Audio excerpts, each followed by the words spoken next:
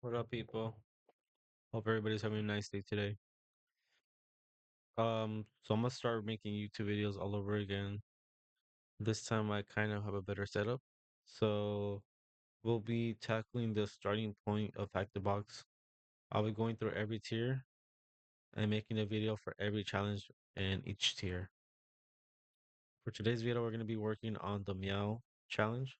It's considered a very easy challenge. In this challenge, you'll learn about Telnet, uh, some basic credentials, misconfiguration, and protocols. So let me refresh this real quick.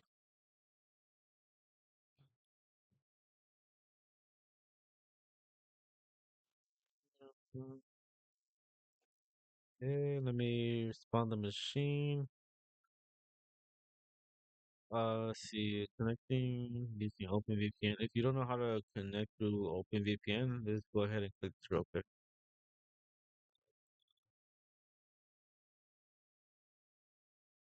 Okay, introduction.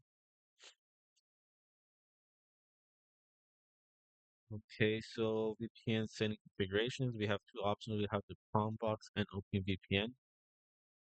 So in OpenVPN, you basically get a VPN file, and then in this VPN file, you're able to access the challenge pretty much. You have the free, the VIP, or the VIP plus tiers. I believe the free one, you get time to whenever you use it, and you're also able to choose the region of the VPN. You can select either from TCP or UDP protocol based on your network circumstances. Okay, let's see, if your network experiences significant packet loss or congestion, TCP might be the preferable choice because of its ability to handle such issues through error recovery mechanisms. Okay, keep that in mind, guys. I didn't know this till later, like a few months ago, but that makes sense. And you also get the Palm Box. The Palm Box will come up in your browser, but it's not common for people to use that. Everybody uses basically their own OpenVPN, better access. You're also able to use your own tools pretty much. But to use the Palm Box is pretty much a basic concept. You just click Palm Box and then you'll be provided with this, and you just hit start, and it'll generate the browser virtual box pretty much. And in order for you to use the OpenVPN, you're gonna do some basic commands. So obviously you're gonna go to the downloads file in your directory. All you gotta do is CD download, and then you're gonna use ls to find the exact file they have given you. After that, you'll just use sudo openvpn and the packet name. Okay. So I started the machine already, and in every basic, pretty much penetration test, you're gonna want to do recon on the target. So we're gonna do a basic nmap sv and then st, and then go ahead and insert the IP. I want to let that run, and then after this, let's do a basic nmap tach h. Nmap tach h will provide us with all the functions that nmap provides us or allows us to use. Throughout the videos I make, we'll be able to use every other different types of techniques.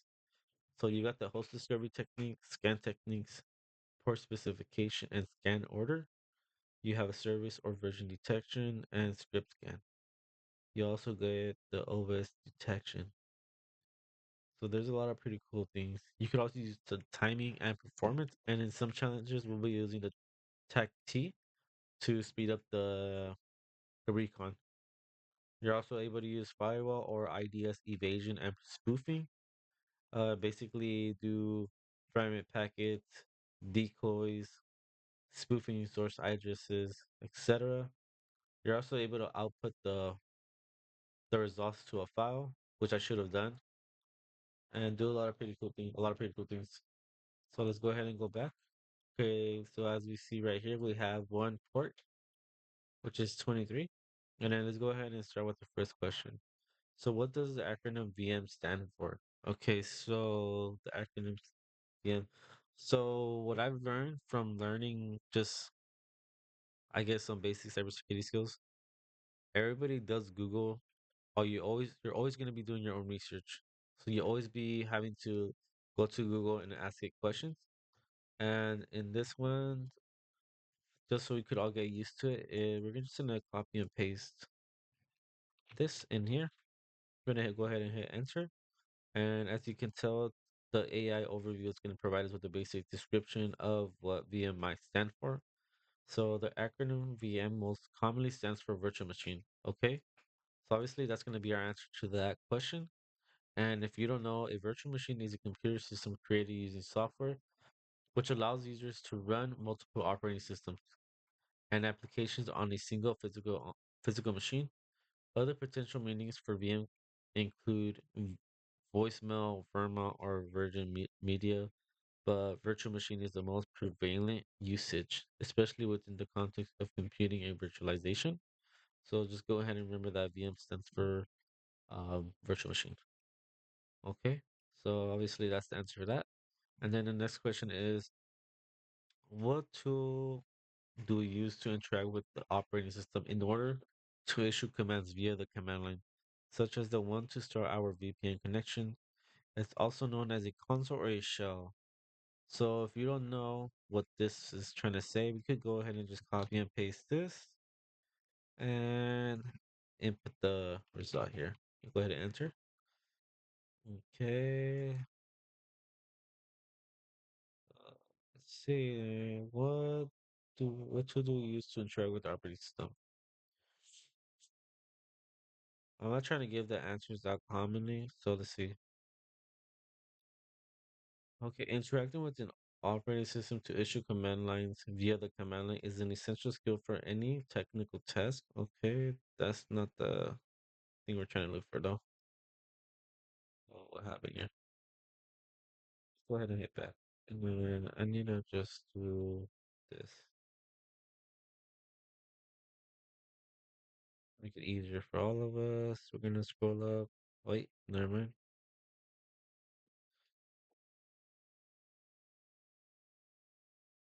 Okay, there we go. So the tool used to interact with the operating system via the command line to issue commands, also known as a console or shell, is generally called a terminal. Here's why and some relevant information. Okay, a terminal provides a text-based interface where users can type commands and view their output. It serves as a bridge between the user and the operating system. Okay, so by primarily a program that emulates a physical terminal, the term is often referred or often used interchangeably with command line interface, also known as CLI. Okay, so example of usage, you can use the terminal to, okay, obviously start a VPN connection using commands specific to your VPN software or operating system, as in the example by the hackthebox. Okay, automate tasks with shell scripts. Okay, so the terminal versus command prompt. While often used interchangeably, there are suitable distinctions. The first one is terminal. This refers to the emulator program providing a text-based interface to the operating system. We also have a command prompt. This is a specific terminal application within Windows operating systems. Okay, so terminal you'll see more often in Linux, and then in command prompt you'll often see it in a Windows operating system. So let's go ahead and go back here. Obviously, this is going to be the answer, which would be terminal. Remember that, please. Now, from here, what service do we use to form our VPN connection into HTB labs? If we go back to this reference, the command would be OpenVPN. So remember, guys, in order for you to connect through OpenVPN, you're gonna have to do some basic commands. Obviously, download the file. Go to your uh, downloads directory. Go ahead and hit CD and download, and then use the ls to output all the files and find the one that you want to use. And then just go ahead and use sudo openvpn. Okay. Okay, so let's see. What tool do we use to test our connection to the target with an ICMP echo request? Go ahead Hit copy, and then we're gonna paste it in our Google search. Okay, guys, so the ping command is used to test network connectivity by sending ICMP echo request to a target host. If the target is reachable, it responds with an ICMP echo reply. This provides information about the connection's reachability and latency. Okay, here's a more detailed explanation. So ICMP, which stands for Internet Control Message Protocol, this protocol is used for error reporting and or network diagnostics.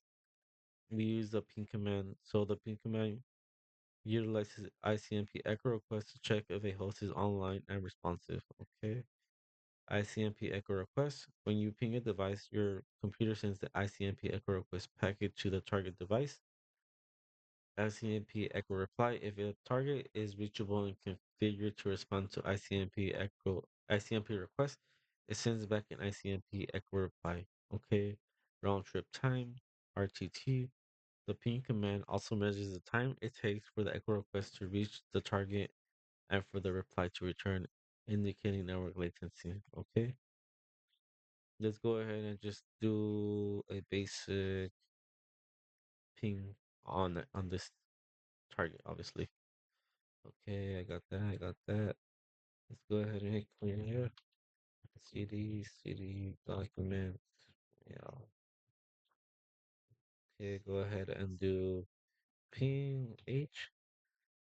And then ping tag H, you're also able to see the options of what ping provides us within the command. And I'm gonna go ahead and do ping taxi to tell it to just stop at the fifth packet if the target is basically alive or active. Oops, wrong one. Let's see. Let's do ping taxi 510.129.126.145. 1, 2, 3, 4, 5, and it stops at the fifth packet. So as you can tell, it transmitted 5 packets, and we received those 5 packets back. We got zero packet loss, and then the RTT, which would be all this. I don't know how to calculate that yet, which we will learn eventually. Okay. Okay, so what's the name of the most common tool for finding open ports on a target? So obviously the most common tool people will use nowadays, I guess not really nowadays, but it would just be basically Nmap. You have various different types. You have ZenMap. I believe you have other scanners too that they have recently come out with. You have RutScan, but I believe people mainly just stick to Nmap just because it's I guess proven to be usable and reliable in certain situations. So yeah, so the answer to that would be Nmap, and then go ahead and just stick to using um Nmap if you like to.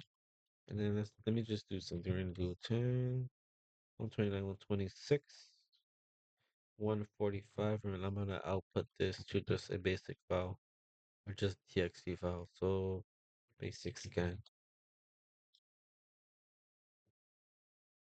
This is an easy challenge, so I'm not really gonna go more in depth in certain commands right now. So what service do we identify on port 23 slash TCP during our scans? Okay, so if we go back, we have open port, which is the service telnet. That will be telnet. Okay, what username is able to log into the target over telnet with a blank password? So let's do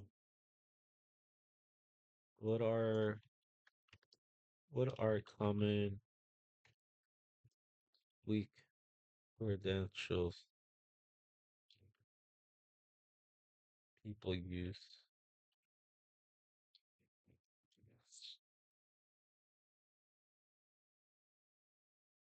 Okay, so let's see. Even okay, common weak credentials include simple numerical sequences like 1, 2, 3, 4, 5, 6 or 1, 1, 1, 1. Dictionary words like password and easily guessable personal information such as names, birth dates, pet names, or Parts of social security numbers. Okay, these types of credentials are often the first targets for hackers due to their simplicity and predictability. Okay, so let's see. Simple sequences obviously would be 1, 2, 3, 4, 5, 6. Passwords would be password, warty, secret, I love you. Okay. Let's see. What are three examples of weak passwords? I don't even know that. What are the top weak credential usernames? Let's do that. Okay, let's see. Common weak credential using often include simple or generic terms like admin, administrator, and root, which are frequently used in devices and systems that haven't been secured or are left. We log into through Telnet. So how do we log in through Telnet? Okay, we're gonna use the let's see, these basic weak usernames to log in. To log in through Telnet, you need a Telnet client, the IP address or host name of the remote server, and a valid username and password for that server. The process generally involves opening a command prompt or terminal and using the Telnet command followed by the user's address and optionally the port number. Okay, so we're gonna do this one. Use the Telnet command. Type Telnet followed by the IP address or hosting of the remote server. Okay, so let's see.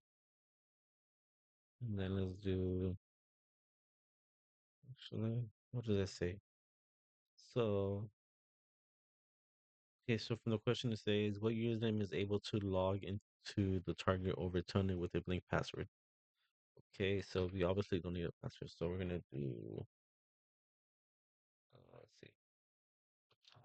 Here, Telnet 29.125, I believe, or 45. 129.126. 126.145.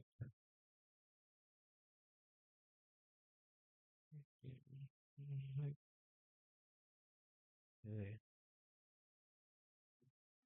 And let it load for a bit, guys. Okay. There we go. We got the hack the box thing. Okay, we're gonna just say answer again. Again. Okay, now let's do admin. Enter. Correct. Administrator now. Oh shoot.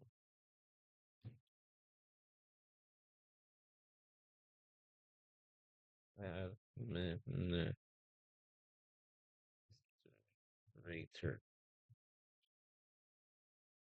Correct again, I believe.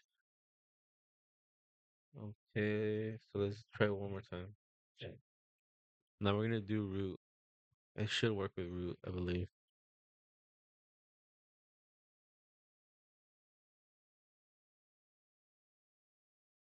Root.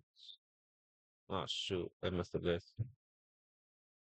See, Butterfingers. ROOT. There we go. Let's do ls. We're gonna cat. Well, actually, I can't cat that off, you guys. So there you go.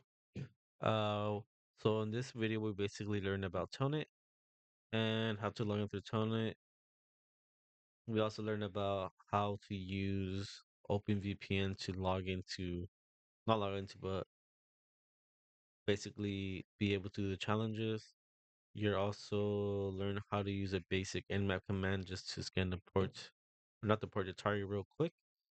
And about ping, how ping is used to send ICMP packets in order for us to find out if the target is active or not.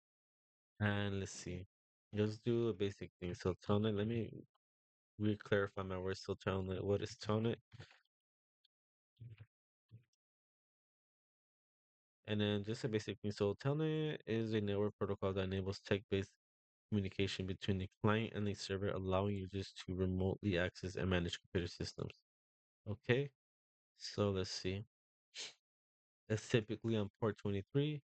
While largely replaced by SSH, Telnet is used in some specific scenarios, such as testing connectivity to network devices or debugging issues. Okay, and let's see. Uh, so it has remote access. Telnet allows users to connect to a remote computer, obviously a server, from their own computer, enabling them to execute commands and manage the remote system. It's text-based communication. Telnet uses a simple text-based protocol for communication, meaning all data, including usernames, passwords, and commands, are transmitted in plain text. Okay, and it's obviously replaced with SSH because it's more secure. Okay, see what this picture says before we leave. Let's see, Telnet versus SSH. Okay, so functionality obviously the same. So let's look at security. So it transmits data, including usernames and password in plain text, making it susceptible to eavesdropping and interception. Obviously, that's a really bad issue if people get a hold of information through that. And that is why it's replaced with SSH because it encrypts all data transmitting between the client and server, ensuring confidentiality and integrity. So there you go, guys. I hope this makes it easy for you guys to basically learn, or I guess joining my journey in doing this all over again. And go ahead and like and subscribe and drop a comment on what I should work on. Yeah, thank you, and I'll talk to you guys later. Shinobi out.